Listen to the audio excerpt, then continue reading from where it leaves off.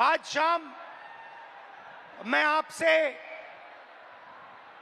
दर्द, डेटा और दौलत की बात करना चाहता हूं। आपका दर्द, आपका डेटा, मगर आपका धन नहीं, जो आपका होना चाहिए, उनका धन। इन तीन चीजों के बारे में मैं आपसे बात करना चाहता हूं। ये आप हो, आप भारत की शक्ति हो, भारत की शान हो, भारत की स्ट्रेंथ हो। और जब मैं कहता हूं आप भारत की शक्ति हो, भारत की स्ट्रेंथ हो, मैं भीड़ की बात नहीं कर रहा हूं, मैं हर हिंदुस्तान के नागरिक, हर यूथ की बात कर रहा हूं, इंडिविजुअल्स की बात कर रहा हूं। आप सब में इंटेलिजेंस है, इमेजिनेशन है, कैपेसिटी है, और अगर ये देश आगे बढ़ेगा तो आपके बल पे, आपकी स्ट्रेंथ पे इस देश का फ्यूचर बनेगा। हिंदुस्तान के पास सबसे बड़ा, दुनिया में सबसे बड़ा यूथ का पॉपुलेशन है। 40 करोड़ युवा, आप जैसे युवा, एनर्जेटिक युवा इस देश में रहते हैं। ये इस देश की स्ट्रेंथ है। चाइना की बात होती है, अमेरिका की बात होती है, रशिया की बात होती है, इंडिया के यूथ के सामने, इंडिया के यूथ पोटेंशियल के सामने ये सब लोग कुछ नहीं है।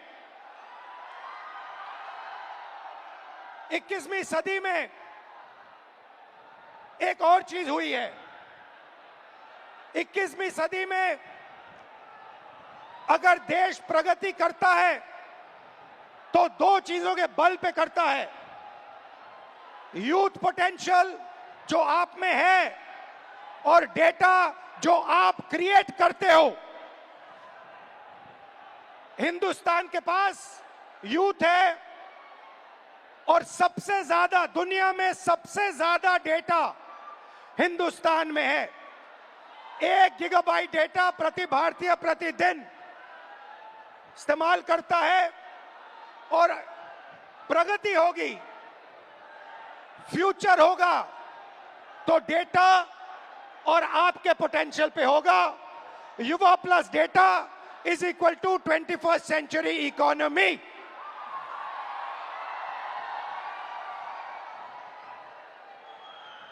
ब्रदर्स एंड सिस्टर्स, मीडिया में एआई की बात होती है। Everybody speaks about AI, but I want to make one thing very clear, and ये आपको समझना चाहिए। आपके डेटा के बिना एआई का कोई मतलब नहीं है। अगर एआई बनता है तो आपके डेटा के बेसिस पे बनता है। 20वीं सदी में पेट्रोल और पेट्रोल इंजन देश को बनाता था।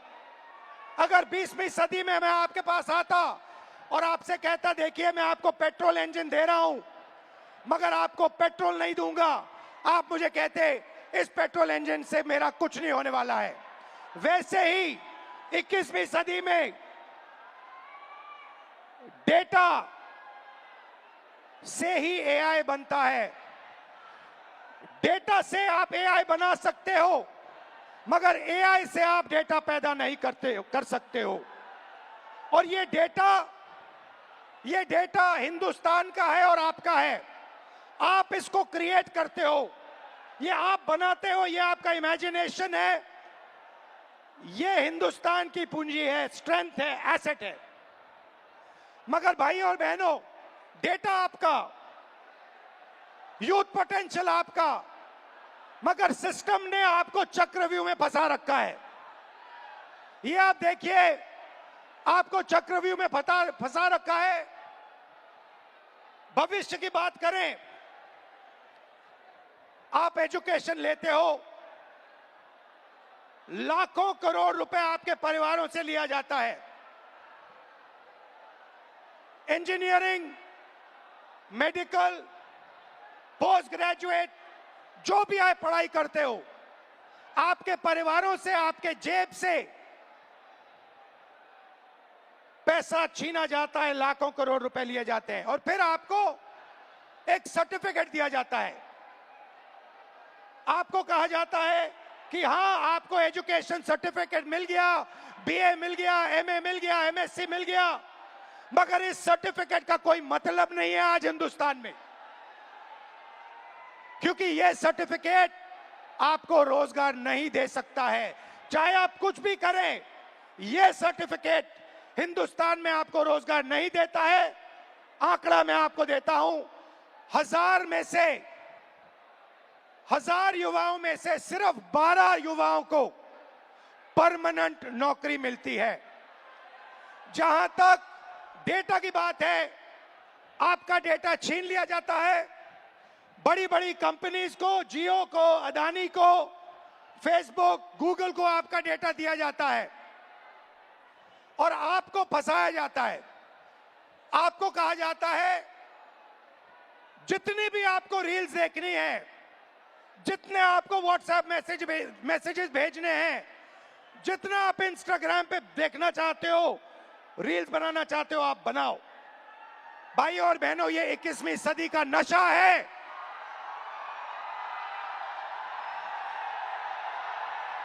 ये 21वीं सदी का नशा है। और फिर आपसे कहा जाता है कि ब्लिंकिट में काम करो, ऊबर में काम करो, मजदूरी करो, 21वीं सदी का नशा लो, मगर तुम्हें नौकरी नहीं मिल सकती, रोजगार नहीं मिल सकता इस हिंदुस्तान में। आइए एक युवा की आवाज सुने। ये जो बोलेंगे, ये आप सबके दिल में है। ये जो सवाल उठा रहे हैं, हिंदुस्तान का हर एक युवा यही सवाल पूछ रहा है, उठा रहा है। होता हम भी सीट खरीद लेते। आज मैं ब्लिंकिट में काम करता हूँ 10 घंटा, उसके बाद मैं पढ़ाई करता हूँ। इंडियन आर्मी का एग्जाम दिया, 1 नंबर से मैं बच गया।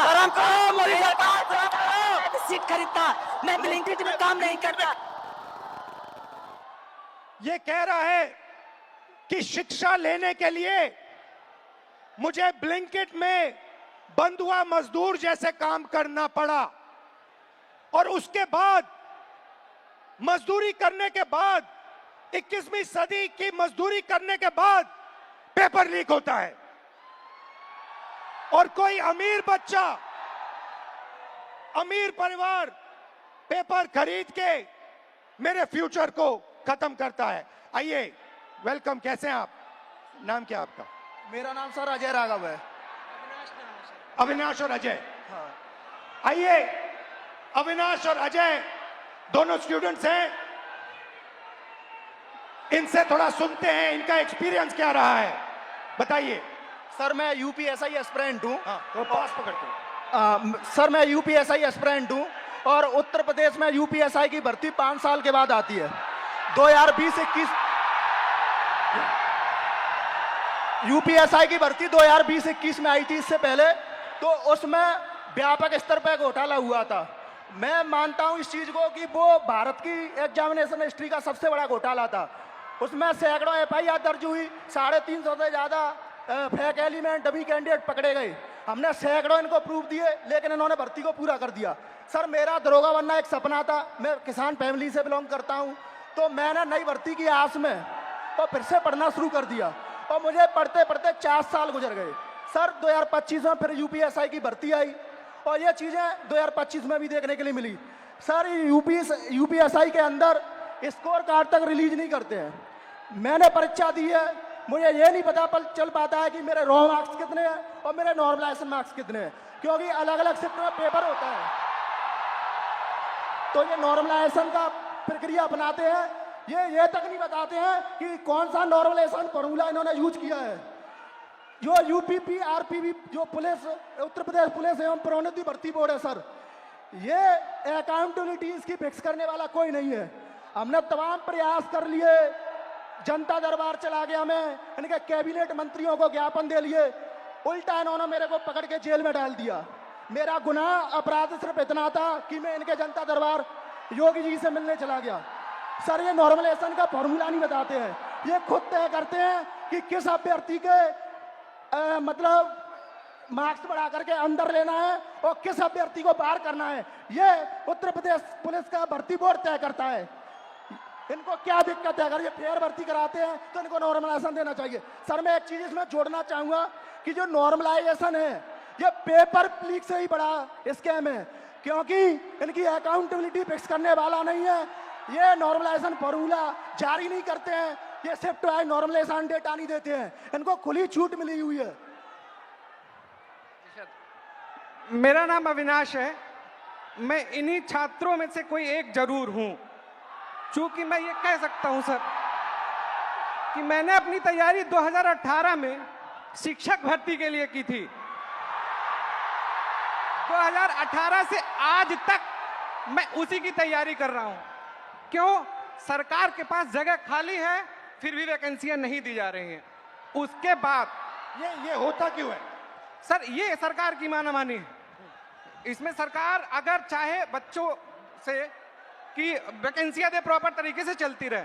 हम लोग ऐसा नहीं कि क्या कहते हैं एक डिमांड कर रहे हैं। 2018 से लेकर आज तक कई सारे धरना प्रदर्शन, कई सारे ज्ञापन ये दिए हैं। उसके बाद दूसरा मुद्दा ये कि 2022 से ही मैं यूपी पेट की तैयारी यूपी SSS आयोग से करता हूं। यूपी SSS आयोग 2022 से मैं तैयारी कर रहा हूं और उसकी भर्तियां आज भी ऑन रिकॉर्ड में बात कर रहा हूं कि कम से कम 9 से 10 वैकेंसियां आज तक क्लियर नहीं हुई है। और उसमें से बहुत सारी वैकेंसियां जिसके लिए हम लोगों ने लाठी खाई, ज्ञापन दिया, लोगों से जाके मिले कि हमारी दर्द, हमारे दुख को समझा जाए, लेकिन आज तक सरकार के कान में ये बात पहुंची नहीं है। इसमें से बहुत सारे ऐसे हमारे भाई बहन हैं जो उस चीज से पीड़ा में ग्रसित हैं। और बताइए। और सर ये है कि देखिए हमारी कुछ मांगे हैं, आपसे भी है, सरकार से भी है कि ये जो जितनी वैकेंसियां हैं उसका एक प्रॉपर कैलेंडर तैयार कर दें। आप चुनाव कराते हैं, 3 महीने में रिजल्ट देते हैं, आप हमारा रिजल्ट 5 साल में नहीं दे पा रहे हैं, पहली चीज। दूसरी चीज, हमारी वैकेंसियों का यूपी SSS स्पेशली कोई स्कोर कार्ड नहीं जारी करता है मेंस का। अगर उनको कुछ भी करना होगा वो रोल नंबर दे देंगे। मतलब अकाउंटेबिलिटी और ट्रांसपेरेंसी होनी चाहिए। जी एग्जैक्टली यही चीज है। आपने लाखों रुपए लगाए होंगे पढ़ाई में। जी सर, 2018 से आज तक। हाँ जी। और आपका एक्सपेक्टेशन था कि इस पैसे से, शिक्षा से आप आगे बढ़ पाओगे। जी सर एग्जैक्टली। अब आपको क्या लग रहा है? अब क्या आपका अब प्लान क्या है? सर अब प्लान ये है कि हम भर्तियों का इंतजार करते हैं, क्या पता अगली पंचवर्षीय भी बीत जाए, इसकी भी कोई श्योरिटी नहीं है। और फिर 3-4 बार एग्जाम करते हो, बीच में पेपर लीक हो जाता है। सर ये इशू तो बहुत सारे हैं। अभी एक यूपी PSC का था, RO का, मैं खुद उसका अभ्यर्थी था। एक बार पेपर हुआ, दोबारा पेपर लीक हो गया था, फिर उसके बाद दोबारा हुआ वो पेपर। लेकिन वो जो हमारा टाइम गया वो हमें कौन देगा?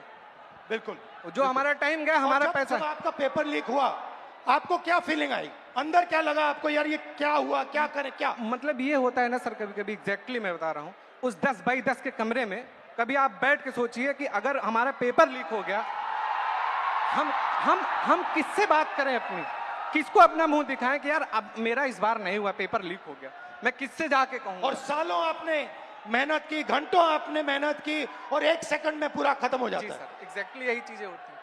और ये जो दुख दर्द है, ये मैं नहीं हूँ, ये इसमें से जितने खड़े हैं सब लाखों करोड़ों युवा हैं सर। आप हिंदुस्तान के शिक्षा के सिस्टम में बिलीव करते हो?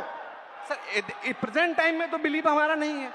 नहीं है एग्जैक्टली नहीं है। रीजन, अगर आज 2018 से मैं अब बेरोजगार टहल रहा हूँ, कोई स्किल हमें दे दिए होते 2018-17 में, तो मैं कहीं प्राइवेट, फिर सेकेंडरी, इस प्रयागराज में या इस आसपास के इलाकों में हमें कोई ऐसा इशू नहीं है, ऐसे कोई मतलब रिसोर्सेज नहीं है कि मैं प्राइवेट काम कर सकूं, और काम करूं तो वो डेली वेजेस के हिसाब से बहुत कम हो जाएगा। ये आपका क्या है? ये टैटू क्या है? मेरा नाम है अविनाश। अच्छा, आपका नाम है, ठीक है, थैंक यू अविनाश। और कुछ कहना चाहते हो? सर उत्तर प्रदेश में ये पेपर लीक लगातार चल रहे हैं। जब से माननीय योगी आदित्यनाथ जी सरकार में आए हैं, तब से मैं उंगलियों पे गिना सकता हूं सर। 2017 दरोगा भर्ती पेपर लीक, उसके बाद यूपी कांस्टेबल 2018 पेपर लीक, उसके बाद 2020-21 की यूपीएसआई भर्ती पेपर लीक, और 2022 का लेखपाल भर्ती पेपर लीक, और 2023 में आरओ एआरओ वो भी पेपर लीक, 2023 का कांस्टेबल भर्ती पेपर लीक, और ये स्कोर कार्ड नॉर्मलाइजेशन की धांधली वर्तमान में चल रही है। सर, मैं इन्हीं शब्दों के साथ आपका बहुत बहुत धन्यवाद करना चाहता हूं कि आप यूथ की आवाज उठा रहे हैं लगातार, और मैं सर आपसे आशा की उम्मीद के साथ देख रहा हूं आप इसी तरह हम यूथों की आवाज उठाते रहिए। हम आपके साथ पूरी तरीके से, ये जितना भी यहाँ पर स्टूडेंट दिख रहा है ये सब आपके साथ है, सिर्फ आपके लिए आया है sir. Thank you, thank you. तो आपने सुनी उत्तर प्रदेश के स्टूडेंट्स की आवाज। अब प्रॉब्लम क्या है मैं आपको बताता हूं। प्रॉब्लम है कि आप पढ़ाई करते हो, पैसा डालते हो, मेहनत करते हो, मगर रोजगार के सारे दरवाजे हिंदुस्तान में बंद पड़े हुए हैं, एक दरवाजा खुला नहीं है। दरवाजे कौन से हैं? पहला दरवाजा मैन्युफैक्चरिंग का। आज दुनिया में आपको मेड इन चाइना दिखेगा, मेड इन वियतनाम दिखेगा, मेड इन बांग्लादेश दिखेगा, मगर मेड इन इंडिया नहीं दिखेगा। इसका कारण है नोटबंदी और गलत जीएसटी ने हमारे मैन्युफैक्चरिंग सिस्टम को खत्म कर दिया है। जो छोटे व्यापारी रोजगार दिलवाते थे, जो पहले हिंदुस्तान में होता था, leather industry, textile industry, automobile industry, अलग अलग इंडस्ट्रीज में मैन्युफैक्चरिंग जो होती थी, वो सारा का सारा खत्म हो गया है। पहला दरवाजा बंद। दूसरा दरवाजा एंटरप्रेन्योरशिप का, जिसको स्टार्टअप इंडिया कहा गया। स्टार्टअप इंडिया में सबसे जरूरी चीज आप जैसे स्टूडेंट्स को बैंक लोन, छोटे बिजनेसेस को बैंक लोन, फाइनेंशियल सपोर्ट। भाई और बहनों, हिंदुस्तान के बैंक्स आप जैसे स्टूडेंट्स को 1 रुपया कभी नहीं देंगे। अंबानी अदानी को लाखों करोड़ रुपए देंगे, मगर आपको 1 रुपया नहीं देंगे। 90% स्मॉल और मीडियम इंडस्ट्रीज जो हैं, उनको बैंक लोन नहीं मिलता है। एंटरप्रेन्योरशिप का दरवाजा बंद है। तीसरा दरवाजा, जिसको हम कहते हैं सरकारी नौकरी का, जिसमें आप पेपर लीक का सामना करते हो, उस दरवाजे में भाइयों और बहनों 150 में से एक युवा निकलता है। अगर 150 युवा एग्जाम लेते हैं, सरकारी नौकरी ढूंढते हैं, एक युवा उसमें से निकलता है।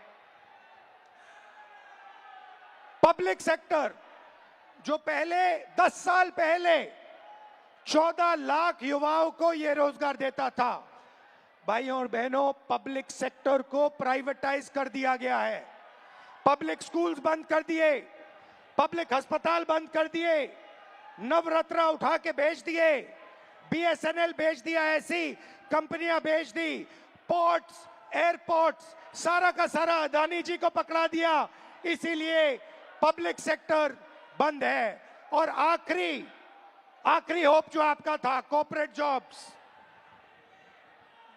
IT, back office, transcription, software, जिसमें पहले हिंदुस्तान के युवाओं को रोजगार मिलता था, वो दरवाजा भी भाइयों और बहनों आपके डेटा का प्रयोग करके एआई से यह भी दरवाजा बंद किया जा रहा है।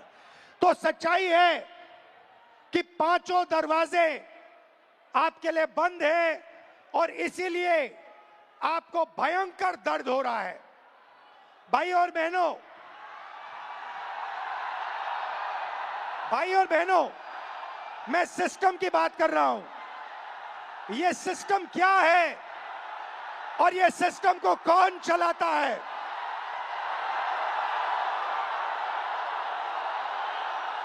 भाई और बहनों, डेटा आपका, दर्द आपका, दौलत इनकी।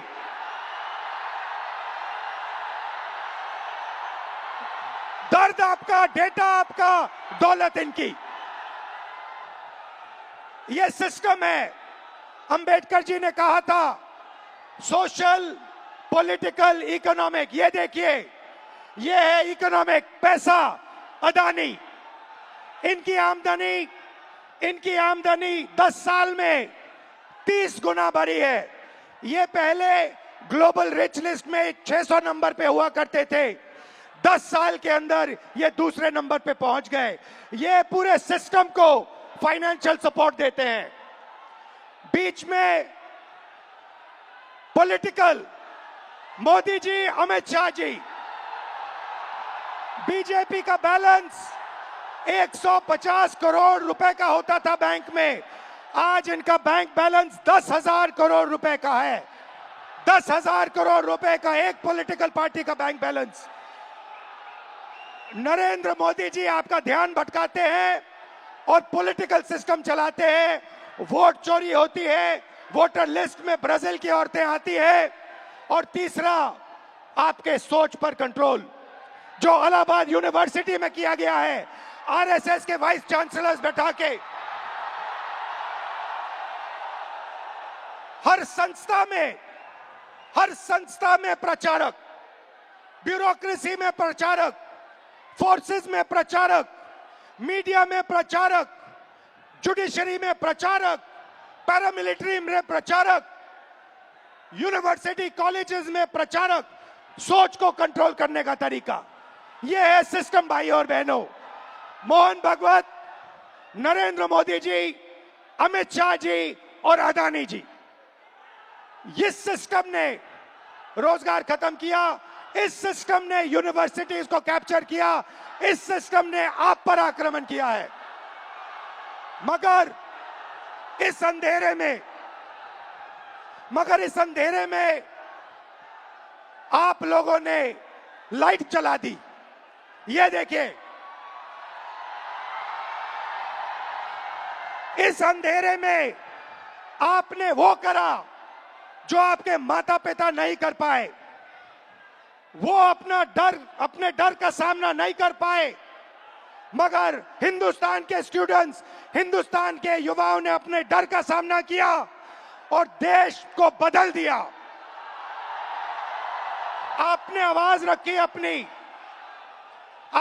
आवाज रखी, नफरत के साथ नहीं, मोहब्बत के साथ आपने अपनी आवाज रखी। आइए हम आपकी आवाज सुने। नमस्कार, आपका नाम? नमस्कार। और मैं पटना यूनिवर्सिटी से हूँ। नमस्कार। आप? मेरा नाम हिमांशु कुमार हुआ। हिमांशु जी जी जी। शिफत फैज, इलाहाबाद यूनिवर्सिटी LLB। नमस्कार सर, मेरा नाम कुणाल पांडे, मैं इलाहाबाद विश्वविद्यालय से। शाबाश, वेलकम आप सबका। मैं आपसे आज, अभी मैंने कहा कि अंधेरे में आप लोगों ने लाइट दिखा दी, अंधेरे में आप लोगों ने टॉर्च दिखा दी, और आपने प्यार से किया, मोहब्बत से किया, नफरत से नहीं किया, क्रोध से नहीं किया, हिंसा से नहीं किया। तो ये पूरी भीड़ आपका एक्सपीरियंस सुनना चाहती है। आपने क्या सहा, आपने क्या किया, थोड़ा बताइए, एक एक करके बताइए। साथियों, जो 22 जुलाई को पटना में बिहार बंद का कॉल था, हम लोग राजभवन मार्च कर रहे थे और वहाँ एक चीज हमें एहसास हुआ कि पुलिस ऐसे मौके की तलाश में थी कि वो हम पे लाठी भी चार्ज कर ले, उन पे इल्जाम ना हो। जब हम राजभवन से थोड़ी देर पहले पहुंचे, वहाँ पे पुलिस वाले थे बिना बैच के, और लाठी की जगह पे वो बैम्बू लिए हुए थे। उनसे जब पूछा गया आपका बैच कहाँ है, तो वहाँ से अधिकारी पूछते हैं कि आप कौन हो पूछने वाले। मैं बताता हूँ तो कहते हैं इससे क्या होगा। हमने कहा सर इतने बच्चे मरे, उनका जवाब कौन देगा। कहते वो तो चले गए, अब क्या तुम भी जाना चाहते हो। मैंने कहा सर वो तो चले गए, लेकिन अब बदलने का वक्त आ गया, क्योंकि अब नहीं बदलेगा सर, कभी नहीं बदलेगा। हम छात्र युवा देश के भविष्य हैं। उसके बाद वो वाटर कैनन चलाने लगते हैं, जिससे हमें फर्क नहीं पड़ता है। उसके बाद वो लाठी चार्ज करते हैं, जिससे उनका टारगेट था या सर पे मारो या पैर में। उन्होंने मेरे पैर पे बहुत मारा, मैं गिर गया। उसके बाद वो लाठी चार्ज करने लगे, स्टोन चलाने लगे, आंसू गैस।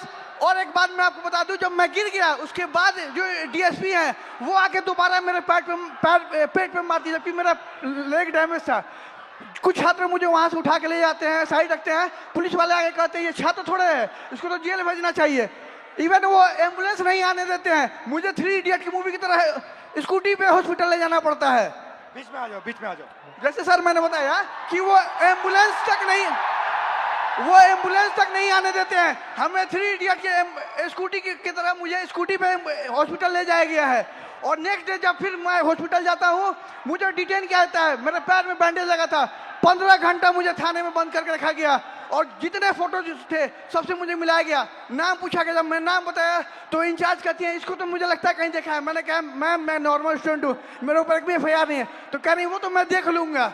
धमके दिए जाते हैं उन्हें। हमें मैं ये बता दूं कि जब हमें PR बॉन्ड साइन करवाया गया उसके बाद हमारे एड्रेस पे डिटेन करने के लिए छापे पड़ रहे हैं। हम छात्र हैं, देश के भविष्य हैं और आज आप हमारे पर अत्याचार कर रहे हैं। हम क्या कह रहे हैं, हमें तो नौकरी चाहिए। हम पहले नौकरी के लिए आंदोलन करें, फिर एग्जाम के लिए आंदोलन करें, फिर रिजल्ट के लिए आंदोलन करें और फिर पेपर लिखे उसके लिए आंदोलन। हम छात्र हैं, ये आंदोलन जीवी है।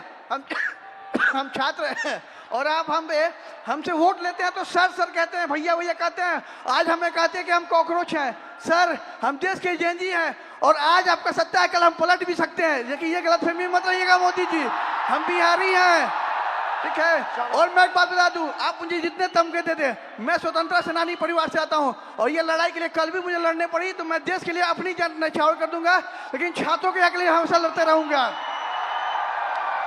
क्योंकि राम मनोहर लोहिया ने कहा है ना कि अगर सड़कें सुनी होगी तो संसद आवारा हो जाएगा। तो सर आप जब सरकार डरती है पुलिस को आगे करती है, हमारा जवाब है कितनी लंबी जेल तुम्हारी देख लिया देखेंगे। ठीक है, शाबाश।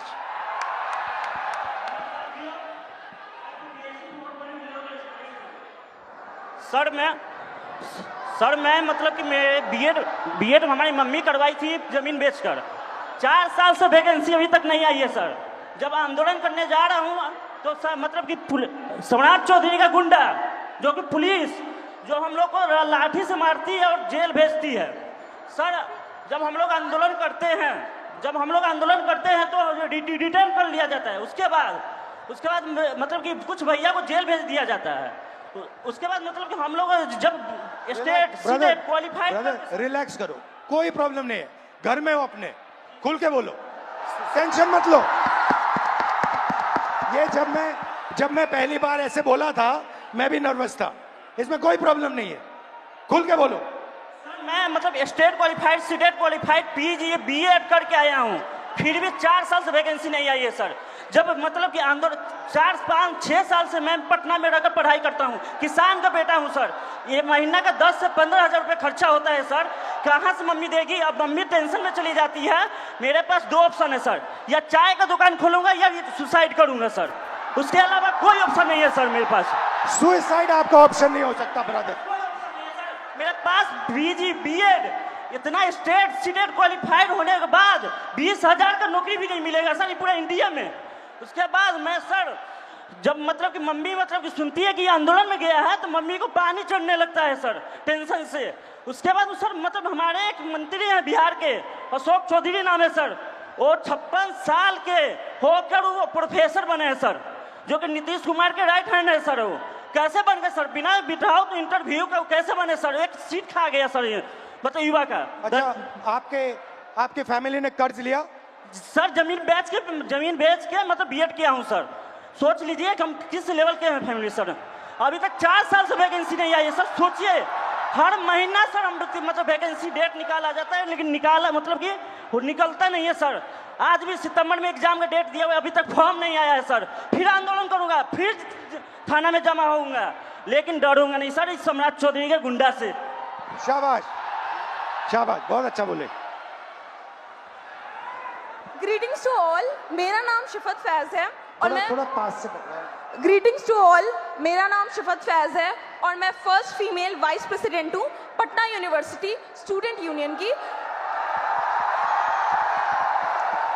Independently elected.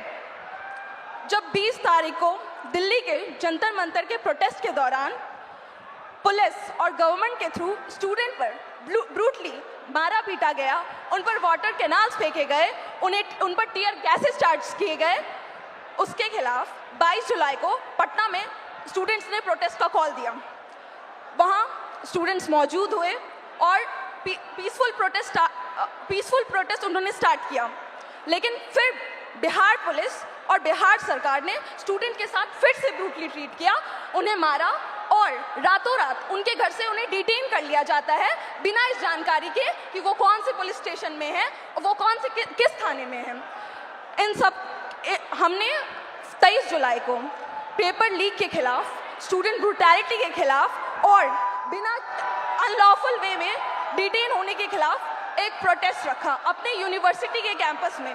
लेकिन हमारे प्रोटेस्ट स्टार्ट करने से पहले ही वहाँ पर पुलिस, सीआरपीएफ और एसडीएम मौजूद थे। सर, हम छात्र हैं और हमें एज अ वाइस प्रेसिडेंट मुझे यूनिवर्सिटी के गेट से घुसने नहीं दिया जा रहा था। फिर भी क्योंकि मेरा वो प्रोटेस्ट था, हम लीड करने के लिए जैसे तैसे घुसे। हमारे कुछ फेलोज जो प्रोटेस्ट ज्वाइन करने आ ही रहे थे, उन्हें पुलिस गेट से ही भगा देती है और कुछ फेलोज को लाठी चार्ज कर डिटेन कर लेती है बिना किसी मेडिकल ट्रीटमेंट के। उनका सर 10 से 12 घंटा फूटा रहता है पुलिस स्टेशन पे।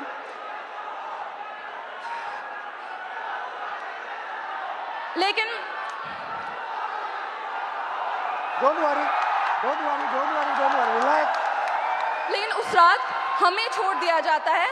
लेकिन अगले सुबह से बिहार की सड़कों पे जो स्टूडेंट प्रोटेस्ट नहीं भी कर रहे थे, उन्हें उठा लिया जाता है लाइब्रेरी से, उनके घर से, बिना किसी पुलिस वारंट को। और 25 जुलाई को शिवान में एक 47 फायर किया जाता है। उसमें एक स्टूडेंट की मौत हो जाती है और एक स्टूडेंट हॉस्पिटलाइज रहता है। क्या इसके खिलाफ बिहार सरकार ने अपनी एक आवाज नहीं उठाई, ना ही एक बात रखी? खैर, आप सब जानते हैं कि बुराई का अंत होता है और हमारी जीत हुई। 25 जुलाई को जब आप लोग धर्मेंद्र प्रधान की इस्तीफा की खुशी मना रहे थे, तब बिहार के छात्रों में अलग सा डर और भय मौजूद था। उन्हें कहीं से भी कभी भी अरेस्ट कर डिटेन कर लिया जाता और उन्हें किस पुलिस स्टेशन में भेजा जाता, इसका कोई अता पता नहीं है। चलिए अब हम बिहार के महिला शिक्षा व्यवस्था पर बात करते हैं। जब एक बिहार की लड़की अपने पढ़ाई के लिए लड़ती है तो सबसे पहला लड़ाई उसके घर वाले से होता है। वो जैसे तैसे घर से निकल तो जाती है, फिर बिहार सरकार वैकेंसी नहीं निकालती है, फिर उसके लिए वो प्रोटेस्ट करती है, वैकेंसी निकालती है, फिर पेपर लीक हो जाता है, फिर उसके लिए वो प्रोटेस्ट करती है, उसी दौरान उन्हें मारा जाता है, डिटेन कर लिया जाता है, अरेस्ट कर लिया जाता है। हम स्टूडेंट हैं, कोई प्रोटेस्टर नहीं है। और फिर बिहार सरकार इसी चक्रव्यूह में हमें छोड़ देती है। खैर, यही है हमारे बिहार का शिक्षा व्यवस्था। और सर, हमारा गवर्नमेंट से यही अपील है कि अगर आपको लगता है कि हम आपकी डिटेन और अरेस्ट से डर जाएंगे तो ये आपकी गलतफहमी है। और सर, कल को अगर आप गवर्नमेंट रूलिंग पार्टी बने तो हमें ये एक्सपेक्ट है कि जैसे आप आज स्टूडेंट्स के खिलाफ, स्टूडेंट के साथ खड़े हैं, वैसे कल भी खड़े रहे। बिल्कुल सर, आपसे यही उम्मीद है। थैंक यू, शाबाश। सर, सबसे पहले इलाहाबाद विश्वविद्यालय और पूर्वांचल के हमारे हजारों छात्रों की तरफ से आपको धन्यवाद सर। और सर, मैं सर इलाहाबाद विश्वविद्यालय लॉ फैकल्टी का छात्र हूँ सर, और हमारे यहाँ समस्याओं का अंबार लगा पड़ा है सर। हमारे लॉ फैकल्टी में सर जो लाइब्रेरी है उसमें सर पूरी पानी आती है, मतलब बाढ़ आता है सर। और जब लाइब्रेरी बंद कर दी जाती है, जब हम लोग पूछते हैं कि सर लाइब्रेरी बंद क्यों, तो कहते हैं उसमें करंट का पानी दौड़ता है, बेटा आप बाहर रहो। मतलब सर हमारा बुक जो आता है सर वो हजारों की आती है। हम लोग सर पूरी बरसात सीजन में सर हम लोग उस बुक को एक्सेस नहीं कर सकते हैं सर। और हमारे साथी जो सर प्रोटेस्ट पे बैठे हुए पिछले 1 महीने से सर, तो उन्होंने जब उनकी सर बहुत बेसिक मांगे है सर, जो एक ह्यूमन के लिए सर जो चाहिए सर, उनको सर प्रॉपर सैनिटेशन के लिए सर जो प्रॉपर वॉशरूम साफ पानी चाहिए छात्र संघ के लिए, और उन्होंने 400% सर फीस वृद्धि किया है सर। यहाँ हमारे पूर्वांचल के हजारों साथी हैं सर, उनसे पूछिए, उनके बिल्कुल सर 400% सर इका बैग, उनसे पूछिए सर। हमारे घर के सर जो मैक्सिमम इनकम होती है सर 70% से ज़्यादा लोगों के पास वो 8,000 रुपये है सर। और हमारे जो हॉस्टल की फैसिलिटीज और फीस है सर वो 30-30 हज़ार रुपये कर दी गई है, पूरे देश भर में सबसे महंगी सर, सबसे महंगी। इवन उनको जो हमारे जो संघ के आका ऊपर के बैठे हुए सर, उनका कार्यक्रम विश्वविद्यालय में होगा, लेकिन हम बच्चे अगर जा करके कहें कि मैम, या फिर हमारे जो DSW सर है उनसे कहें कि हमारा डिबेटिंग सोसाइटी है, कुछ कल्चर है, आप एक प्रोग्राम करवा दो, तो हमको सर 15-20 ज्ञापन देने पड़ते हैं। उसके बाद भी हमें मिलते हैं सिर्फ ताने कि तुम लोग मतलब कुछ नहीं करो। पानी के लिए सर जो हम लोग DSW कार्यालय गए, उनसे कहें कि सर वाटर कूलर में कीड़े आते हैं, तो वो कह रहे हैं कि विश्वविद्यालय पानी पीने की जगह नहीं है, आप घर से पानी लेकर के आओ, यहाँ पे पानी नहीं पिया जाता है, आपको जो भी करना है बाहर करो। सर 24 घंटे हम लोग हैं कि लाइब्रेरी को आप 24 घंटे ओपन करो, हम लोग पढ़े, तो वो कह रहे हैं कि 8 घंटे करते हैं उसको किए, फिर उसके बाद वो कह रहे कि 24 घंटे लेकर पढ़ कर क्या करोगे, कौन सा कलेक्टर बनना है तुमको? आप बताइए सर। अब हमारे इलाहाबाद से सर, इलाहाबाद विश्वविद्यालय से सर इतने सारे प्रधानमंत्री निकले, इतने मुख्यमंत्री निकले, और वहीं पे छात्र संघ को सिर्फ इसलिए बंद कर दिया गया है क्योंकि गरीब घर के लड़के कभी भी राजनीति में ना आ पाए और बड़े घर के लड़के आकर के जो है सो उसको सत्ता संभाले। हम लोग हमेशा सर गुलामी करें, हमारी मानसिकता ऐसी बना दी जा रही है। और अगर आप कुछ भी बोलो तो उनके से संघ के गुंडे पाल रखे हैं। अभी 2 दिन पहले की बात है सर, आपने भी कमेंट किया था उस पर सर, आपकी आवाज उठाए हमारे लिए सर, फिर से धन्यवाद सर। हमारे साथी आशुतोष मौर्य, सौरभ गरवाल, शिवम यादव ये लोग बैठे थे सर। हम लोगों पे सर पीछे गेट से जो उनके जो प्रॉक्टर सोकल जो गार्ड उनके होते हैं जिनमें किन्हीं का नेम प्लेट नहीं लगा सर, हम लोग अगर 10 बार आन जान करेंगे हमें 10 बार दिखाना, उनमें से किन्हीं का नहीं है सर। वो पीछे वाले गेट से सर कम 60 से अंदर लड़के भेजे और उसके बाद वो आए और बर्बत्ता से हमसे झगड़ा हुआ सर हम लोगों से सर। मतलब उनकी हाथापाई, मतलब हम लोग बैठे थे, हमारा सारा सामान छीन लिया गया, हम लोग को भगा दिया गया। हम लोग को मजबूरन सर वहाँ पे पीछे पुलिस भी खड़ी थी सर, हमारे यूनिवर्सिटी की थाना है सर, 2 पुलिस वाले पीछे खड़े हैं और वो 2 लोग थे सर। और दिन जब हम लोग रहते हैं तो वहाँ पे सर 3-3 गाड़ियाँ आकर के लगती हैं, ऐसे लगता है कि हम लोग कोई आतंकवादी बैठे हैं, अंदर जा करके क्या ही कर लेगा ये लोग। और सर उसके अलावा सर हेल्थ फैसिलिटी पे हम लोग आते हैं तो उसके लिए आप आवाज उठाए तो बोलता है कि सरकार बाहर रखा है ना, बाहर जाओ आप। हमारे पास सर मतलब कहने को वहाँ पे शिक्षा से लेकर के सर जो नियुक्तियाँ जो होती हैं सर वो ट्रांसपेरेंट नहीं है। आप सवाल करोगे आपकी डिग्री रोक दी जाएंगी। अभी हमारे साथियों पे सर मुकदमे कर दिए गए, अभी हम दोनों यहाँ पे हैं, हो सकता है कल पे हम दोनों पे मुकदमा होगा। बिल्कुल सर, ये वहाँ का नियम है सर। सर हम कह देना चाहते हैं, बिल्कुल सर हम कह देना चाहते हैं सर, हम गांधी के अनुयायी थे, गांधी के अनुयायी है, गांधी के अनुयायी रहेंगे और उन संघी या कोई भी हो सर हम डरने वाले नहीं है। आइडियोलॉजी से समझौता सर जीवन में कभी नहीं होगा। हम पहले भी आपके खिलाफ थे, हम पहले भी अन्याय के खिलाफ थे, हम आज भी है सर, हम आगे भी रहेंगे। और सर आपके साथ के लिए सर फिर से हमारे सभी पूर्वांचल के साथियों की तरफ से सर एकदम फिर से धन्यवाद सर। आप हमारे लिए आए सर, धन्यवाद सर। बहुत अच्छा बोले आप। सर मेरा नाम कुणाल कुमार पांडे है सर, मैं इलाहाबाद विश्वविद्यालय के 3य वर्ष का छात्र हूं सर। सर हमारे विश्वविद्यालय में सर जो सीटें हैं उसमें 50% की कटौती कर दी जाती है और हमारा जो फी है सर उसे एक बार में 400% की बढ़ा दिया जाता है और प्रत्येक वर्ष 10% की वृद्धि की जाती है। सर इसी के विरोध में हम लोग पिछले 30 दिनों से धरना प्रदर्शन कर रहे हैं। सर हमें विश्वविद्यालय में धरना नहीं देने दिया जाता है सर, और सर हमें कभी कठिनाइयों का सामना करना पड़ता है। और सर हमारे जो VC मैम है सर, वो जो छात्र धरना प्रदर्शन करते हैं सर उन पर FIR कर देती है। हमारे 5 साथियों पर FIR कर दिया गया है और उन्हें विश्वविद्यालय के अंदर प्रवेश मना कर दिया गया है सर। हम इससे बहुत पीड़ित है सर। इलाहाबाद विश्वविद्यालय के सभी छात्र बहुत उम्मीद से आपके पास आए हैं सर। मुझे पता है मैं यहाँ से जाऊंगा, कल मेरा भी निलंबन हो जाएगा, मेरे पर भी FIR हो जाएगा, लेकिन मैं अपने VC मैम से कहना चाहूंगा, मैम मैं इलाहाबाद विश्वविद्यालय का छात्र हूँ, ना मैं निलंबन से डरता हूँ, ना मैं AK-47 से डरता हूँ। जो मेरा हक है, जो मेरा अधिकार है, मैं वो लेकर रहूंगा और जब तक हमारी मांगे पूरी नहीं होती हम इस धरने से नहीं उठेंगे। शाबाश, धन्यवाद sir. Very good, thank you, thank you.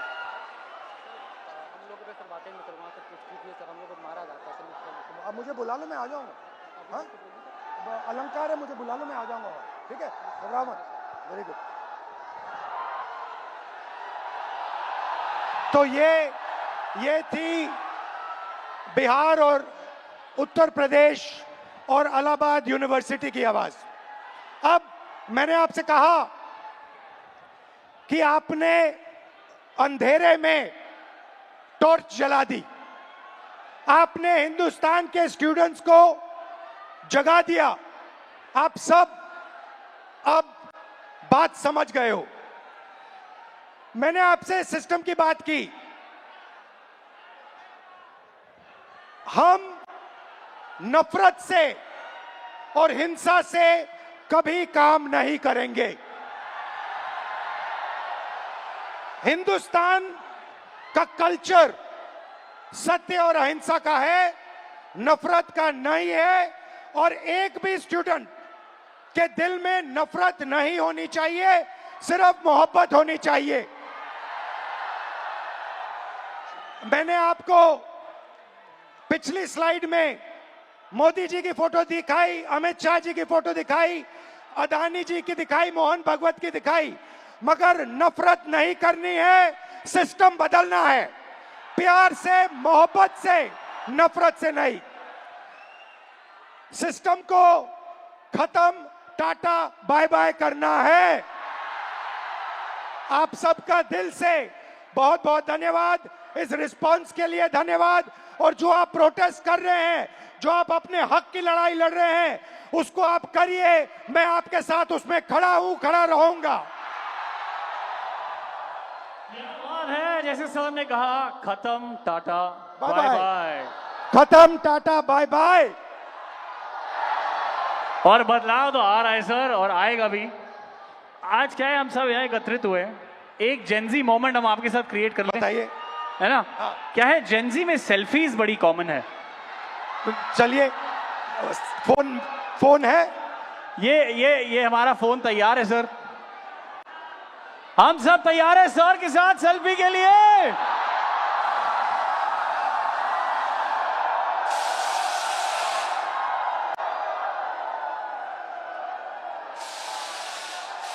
Thank you, thank you so very much.